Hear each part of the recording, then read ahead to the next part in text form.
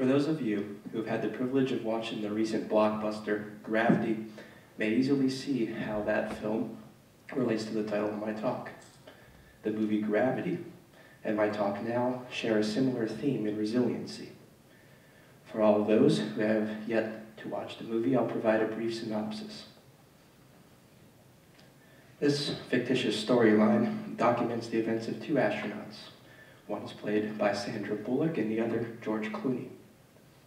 The movie almost exclusively uses space as the setting.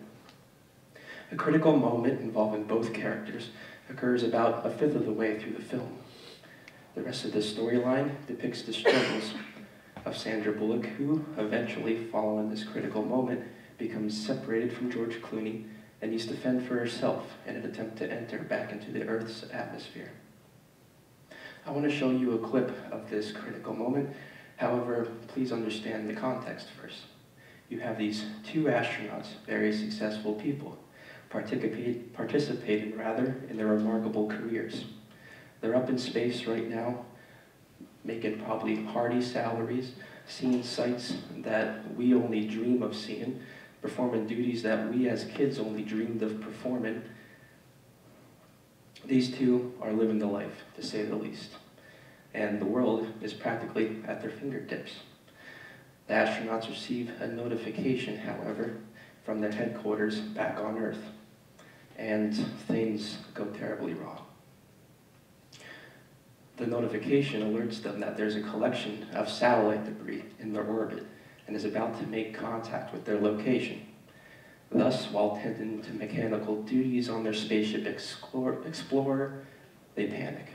Please enjoy the clip.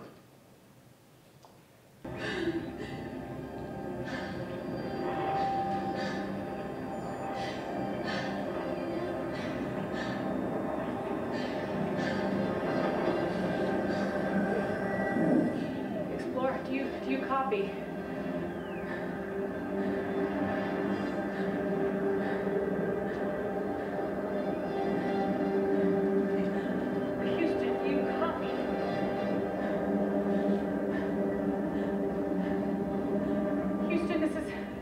Mission Specialist Ryan Stone, I am off structure and I'm drifting. Do you copy?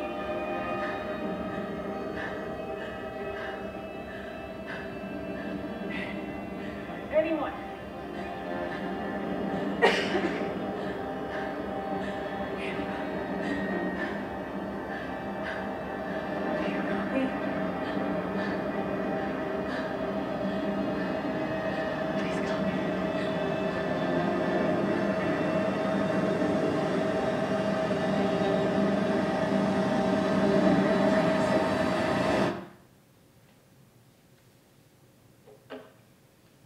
Detached, drifting, and so begins her moment of resiliency. In a matter of moments, Sandra Bullock's world is completely flipped upside down.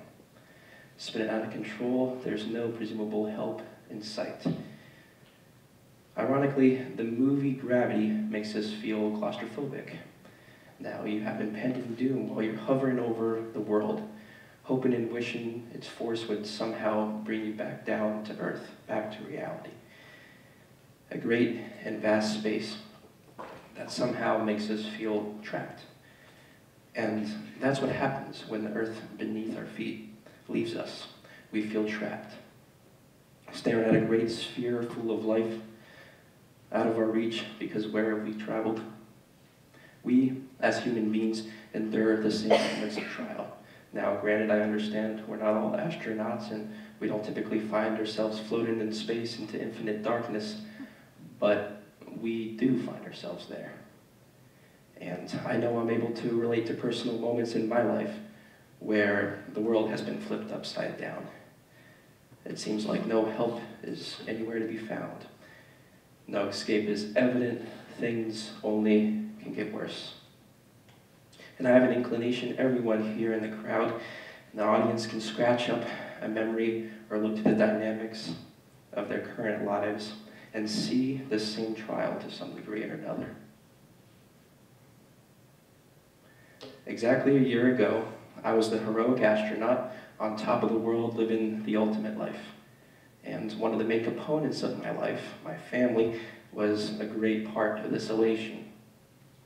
I lived in supposed certainty that my family was the happiest on earth. We could get through anything, nothing could get in the way of our love, where we were going. I expected we would live on together in harmony as we harvest more collective memories together. Well, from this point forward, it took a matter of 3 months to start a series of unfortunate events, collections of satellite debris in my own orbit.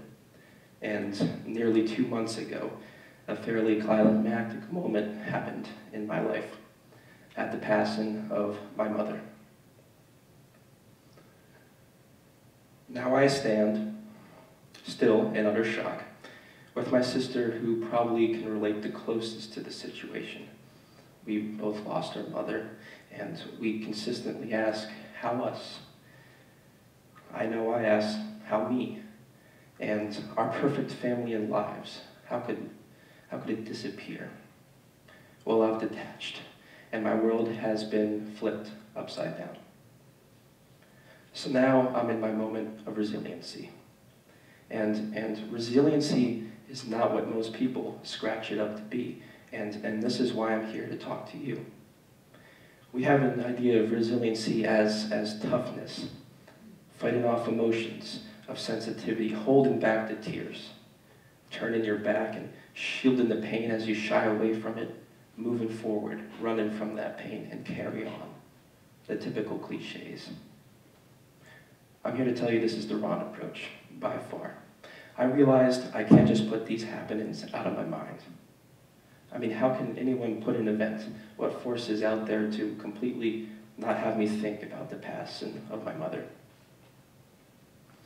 Any event that has impacted you, even if it was just for the few minutes before you said, that's done, I'm not thinking about it anymore, it has still impacted you.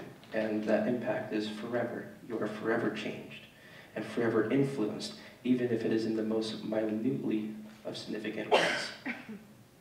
Those of you in the crowd now looking upon your own trials, whether they be past, whether they be present, obviously you haven't put them out of your mind, you're reflecting on them now. And that's fine, that's great. I'm trying to encourage that. I'm going to be dealing with these trials of my own being for the rest of my life. And should I hide? Well, the answer is no. And I'm telling you, the best way to address the trials in your life is to turn right to them and face them head on. Embrace them. To reiterate, these situations will affect us and influence us. That is a given. It's uncontrollably inevitable. What we do control, however, is how we let these situations influence us and impact us.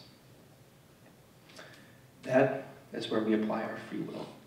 And life is a series of decisions you make in a world, almost an arena of cause. Then you react. React to these circumstances. I urge you, instead, by embracing them. It is remembering. It is taking the positive and bettering those around you. It is not pulling away from it. It's grabbing it and moving forward with it. It is not shying away from it. It is having faith. It is embracing the moment and its emotions. And this allows a person to analyze it, rationalize it, and reflect on it. In doing so, a person is able to recognize what they can learn from the situation. How is this even possible if we run in the opposite direction? Thus, the situation, presumably a tragedy, provides a unique opportunity for the now bettered person in us to carry forward with. Me? I'm hanging on to these principles. Every day, I'm trying my best to embrace the pain. I feel the pain and recognize the impact it has on me, and for me, that's the greatest motivation to avoid reproducing the same pain in other people's lives. In specifics, I'm looking forward to my future life, my future children. Only oneself, the victim of said unfortunate event, has the ability to embrace and capture the opportunities of a negative situation. Please do that. I recall my thoughts during the call-in hours on the weekend of my mother's funeral. I stood in line, having one person after the other bombard me with hugs, kisses, handshakes, and the like. The moment was overwhelmingly positive for me as I stood there, grieving alongside my family members, as friends and close associates formed themselves in a line and came with their love and support. I was there for hours. The line seemed endless. But the point of the matter is, it only seemed endless. And eventually the line had to stop, and when it did, sure, I still felt the leftover love and outreach. I still do today, and forever I'll be greatly blessed because of that. But when I got in my bed later that night, I can assure you there was no line of people running across my comforts. Who did I have? I had me. Just me. No more line. Just me. Since my resiliency exists, well, it thus must come from inside me. The line brought me and brings me empathy. The line brought me and brings me sympathy. The line brought me, and still to this day, brings me compassion. Now, sure, the world is out there, and its people are out there, like those who lined up for me and my family that day, and they're out there to draw strength from. But even with that dynamic, we must realize it is still oneself deciding to accept and absorb that strength from others. It is still that person feeling so vulnerable and disoriented who needs to open themselves up to others, humble themselves, and take what help is there in the offers. In my moments of resiliency, I must look beyond the line, if you will, and peer introspectively, locate my internal driving force, and I can tell you that is my faith in my Lord and Savior, Jesus Christ. That is the number one tactic of resiliency, looking beyond the line and into oneself. This metaphor plays out in Gravity. Later on in the movie, Sandra Bullock, who eventually becomes separated from George Clooney, is there staring at the world, hoping the world and all its people would help her, but all she has is herself. Eventually, we learn of the loss of her child many years prior and how that's a constant battle in her day-to-day life. Abandoned and alone, she eventually finds herself in a capsule from a Chinese space station, and essentially she concedes to her death. She's hopeless.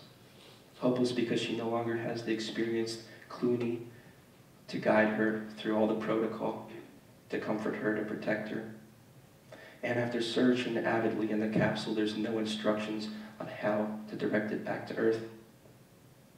She decides to cut off the oxygen supply, giving into death. But miraculously, she looks internally, right before her last breath, and taps into her faith. She recognizes her faith and how her son, who she loves so much, is up in heaven right now, being greeted by a gentleman, George Clooney, who gave her so much love and comfort.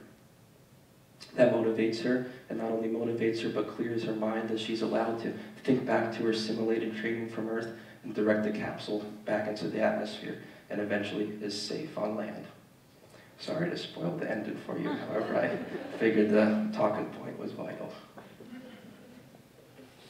I want to conclude by emphasizing how you're watching me up in my capsule right now. You'll notice I'm standing behind this podium here, and I'm in a suit, black suit, white undershirt, red tie. In a unique way, this is part of me being resilient. I'll admit it, it's hard standing up here, reflecting on these topics and having to give a talk about them, handling nervousness, emotion, and so on. But by me putting on this outfit and placing this podium before me, it brings me back to the day of my mother's funeral, where I was in the same exact attire behind a podium, and I spoke before a crowd of 800 people willing to pour out their love to me. It was a moment of comfort. It was unbelievable. And I was successful in honoring my mother with uplifting words regarding the faith she and I both shared. And that podium, and in a strange way, this suit brings me that encouragement. And I need it now to utilize this opportunity I have from losing my mother to give a talk that is not only healthy to me, but to use the situation and embrace the situation in order to capitalize on an opportunity to motivate others. I will carry this moment forward, draw on the love and care you all have expressed right now, as you graciously listen to my talk, thank you for giving me this opportunity, and hopefully I've begun to return the favor by motivating you to rethink resiliency and look beyond the line. Thank you very much.